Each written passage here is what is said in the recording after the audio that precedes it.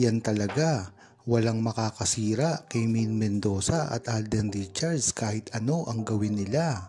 Nakikita dito sa popularidad lamang ni Maine Mendoza at Alden Richards, kahit kailanman ay hindi umuubra ang mga paninira ng mga bashers nila. Kahit matagal na nila itong ginagawa, ngunit ang maganda dito ay hindi pinapansin ni Alden Richards at Maine Mendoza ang mga paninira ng mga bashers, nang sa gayon ay tuloy-tuloy lang ang kanilang pagsikat at ang pag-blooming ng kanilang mga karir. Hindi na rin kasi maitatanggi na dapat ay hindi na pinapansin ni Alden Richards at Maine Mendoza kung ano man ang paninira na ginagawa sa kanila, dahil ito ay makakasira lamang sa estado ng kanilang karir ngayon.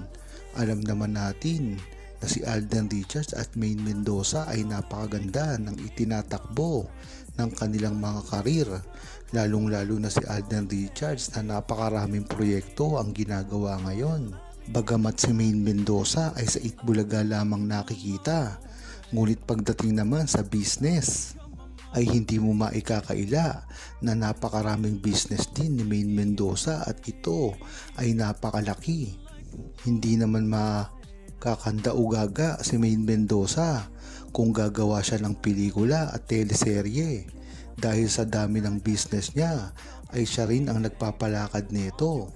Hindi katulad ni Alden Richards na talagang ang McDo niya ay binibigay niya sa kanyang kapatid at ito ay ang nagpapalakad nito. Ibang-iba naman si Maine Mendoza dahil hands-on siya sa kanyang mga business, lalong-lalo na sa kanyang McDonald's. Alam naman natin kung gaano kasipag si Maine Mendoza pagdating sa mga business na ganito. At kung matatandaan nyo rin, meron din silang gasolinahan na talaga namang kailangan ang 100% na pagbabantay. Kaya dyan mo talaga malalaman kung na totoo ang pagsira kay Maine Mendoza at Alden Richards dahil sa tinatamo nilang mga karir at mga business. Hindi talaga kailangang masira si Maine Mendoza dahil pag nagkataon ay talagang malaking kawalan ito sa industriya. Kahit nga tuloy-tuloy ang paninira ng mga bashers kay Maine Mendoza at Alden Richards, hindi talaga nila maitatanggi na kahit anong gawin nila ay hindi magtatagumpay ang kanilang paninira, dahil sa totoong relasyon ni Maine Mendoza at Alden Richards ay talagang tinatawanan lang ang mga bashers at hindi ito pinapansin. Kagaya nga ng mga paninira nilang ginagawa ngayon kay Alden Richards, napakaraming mga bashers ang nagpuputakti sa kanya, lalong-lalo na ang mga Katniel fans at mga Katden. Ang mga Katden fans kasi ay ang umaasa pa kay Catherine Bernardo at Daniel Padilla na magkabalikan at itinuturing nila si Alden Richards na mga aagaw. Ganyan talaga kasira ulo ang fandom na iyan. Kaya talagang hindi mo maiiwasan na hindi magkasundo ang Aldab Nation at ang mga Katniel fans, dahil sa simula pa lamang ay nagtatalo na ito kung sino talaga ang mas mahusay at sino talaga ang totoo na ipinapakita sa publiko. Nalaman na nila ang kasagutan ngayon na talagang si Maine Mendoza at Alden Richards lamang ang iisang fandom na talagang totoo at hindi anuman ang ginagawa sa publiko. Hindi kagaya ng ibang mga fandom na sinusuportahan ng iba't ibang love team na alam mo na talagang pang showbiz lamang at hindi totoo at bukal sa kanilang kalooban ang pagpapakita sa publiko. Isa lamang itong panglilin lang nang sa gayon ay suportahan ang kanilang mga iniidolo. Huwag niyong ikumpara ito kay Alden Richards at Maine Mendoza, dahil kahit kailanman ay hindi sila nang gamit ng mga fandom at ng mga sumusuporta sa kanila. Kung matatandaan nyo, ay talagang naunang ginawa ni Alden Richards at Maine Mendoza ang pagtulong sa kapwa. Nandyan ang mga Aldab Library, ang mga Aldab Scholars. Diyan mo talaga malalaman na hindi talaga fame or pera ang habol ni Maine Mendoza at Alden Richards sa publiko, kundi ang respeto at pagmamahal ng Pilipino.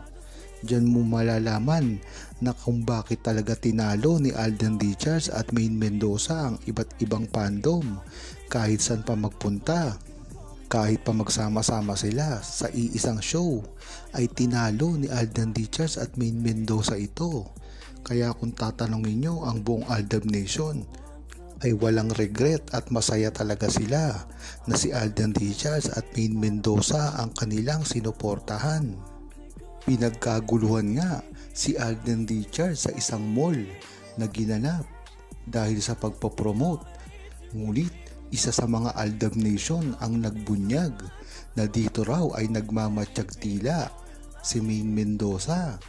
Kung matatandaan kasi ng mga Aldab Nation na ipinmunto, yung kasikatan ng Aldab ay talagang kahit mag-isa lamang si Alden Richards o kahit mag-isa lamang si Maine Mendoza ay talagang pinagkakaguluhan sa lahat ng mga mall na pinupuntahan. Hindi na rin ito lingid sa kaalaman ng publiko na talagang pag nag-mall show si Maine Mendoza at Alden Richards ay talagang tinitingala ito ng mga tao.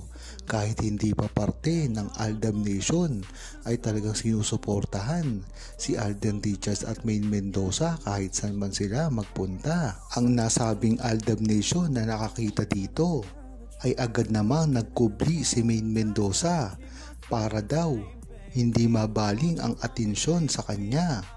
Kung matatandaan natin, ay ginawa na rin ito ni Alden Richards at Maine Mendoza noong concert ng Eraserheads. Namataan dito si Maine Mendoza na nasa tent ni Alden Richards at ng ilan sa mga produksyon. Diyan mo talaga malalaman na talagang kahit pa hindi nakikita si Alden Richards at Maine Mendoza sa publiko, ngunit sa mga pribadong pagkikita, ito ay nakikita talaga si Maine Mendoza sa tabi ni Alden Richards. Naglabasan naman ang mga issue tungkol sa pag-iwan daw umano ni Alden Richards kay Maine Mendoza. At sinabi naman ito na hindi ito mangyayari at mismong sa bibig ni Alden Richards nanggaling ito.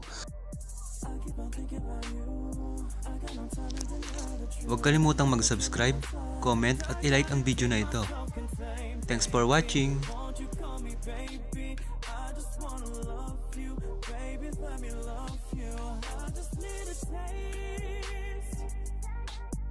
I just need a